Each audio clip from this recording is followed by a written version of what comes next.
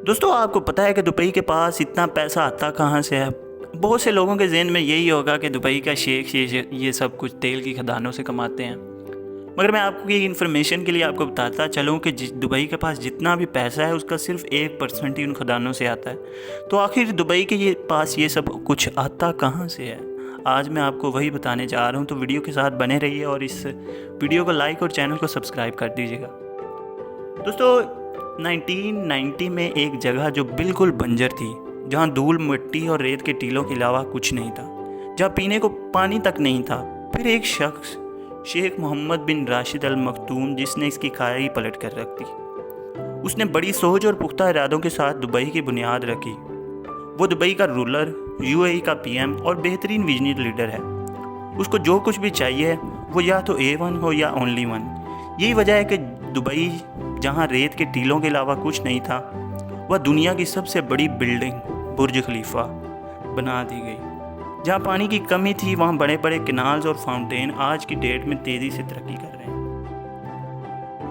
जहाँ टीलों के अलावा कुछ नहीं था, वहाँ बड़े बड़े रोड्स, दुनिया के सबसे ऊंचे रेस्टोरेंट, दुनिया के वाइड 7 स्टार होटल, जहाँ आम आदमी जाने के बारे में सोच भी नहीं सकता।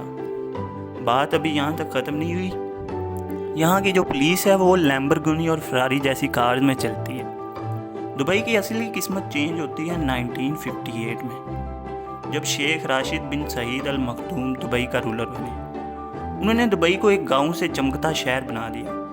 वो 1959 में दुबई से यूरोप गए और वहाँ के इंफ्रास्ट्रक्चर से काफ़ी मुतासिर हुए, और उन्होंने डिसाइड किया कि वो दुबई को ट्रेडिंग, ट्रांसपोर्ट, फाइनेंस का हब बनाएंगे जो all over the world famous होगा।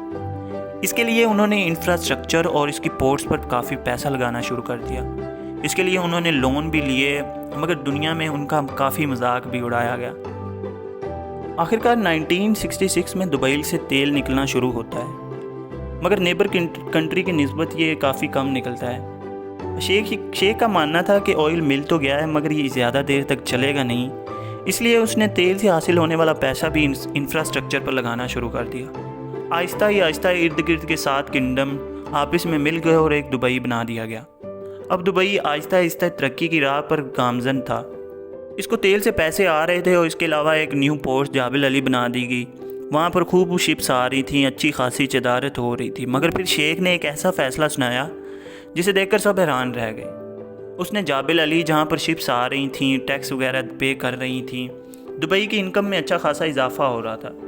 मगर शेख ने क्या फ़ैसला सुनाया था? उसने कहा कि ये रूट अब से कमर्शियल फ्री है। यानी आसान लफ्ज़ों में ये कह रहे हैं कि यहाँ से जो भी शिप्स गुजरेगी उसको कोई टैक्स नहीं पे करना पड़ेगा, उसको कुछ नहीं देना पड़ेगा। इस कदम की वजह से ये रूट अब हर किसी का फेवरेट रूट बन गया था, और दुबई की GDP का 24% यहाँ से आने लग गया था।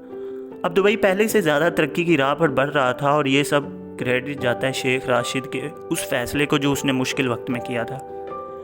फिर उस टाइम एक और चीज़ हुई। उस टाइम पाकिस्तान का कराची एयरपोर्ट बहुत बड़ा और बिजी एयरपोर्ट हुआ करता था। पाकिस्तान की अच्छी लोकेशन की वजह से अमेरिका से लेकर ब्रिटिश एयरवेज सब फ़्लाइटें पाकिस्तान से होकर जाया करती थी। इस वजह से PIA काफ़ी बड़ी एयरलाइन बन गई थी। मगर शेख राशिद इस चीज़ को दुबई के फेवर में करना चाहता था, और इसके लिए उसने बहुत से रनवे वगैरह बनाना शुरू किए। इससे एक फ़ायदा ये हुआ कि दुबई की अच्छी लोकेशन की वजह से ये रनवे रीफिलिंग पॉइंट का काम करने लगे। मगर शेख राशिद इस पूरी एयरलाइन को दुबई में डाइवर्ट करना चाहता था, और 1985 में एक एयरलाइन शुरू की, और उसका नाम इसने रखा एयर एमरेट्स। इसके लिए उसने ज़्यादा पैसे देकर पाकिस्तान से प्लेन ख़रीदना शुरू कर दिया, और पाकिस्तान का पूरा बिजनेस दुबई में डाइवर्ट कर दिया। और आज के इस दौर में एयर एमरेट दुनिया की नंबर 1 एयरलाइन में शुमार की जाती है।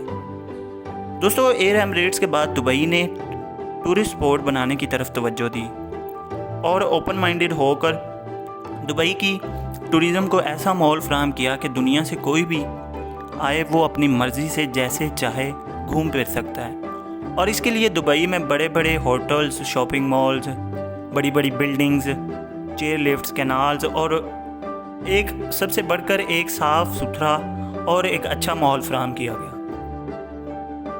और यही वजह है कि आज हर साल करोड़ों टूरिस्ट दुबई घूमने आते हैं, और दुबई उनसे अरबों डॉलर का बिजनेस करता है।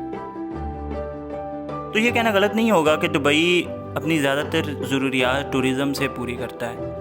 اسی کے ساتھ میں سیف اللہ آپ سے اجازت چاہوں گا، ملتے ہیں ایک اور ویڈیو میں، تب تک کے لیے اللہ حافظ۔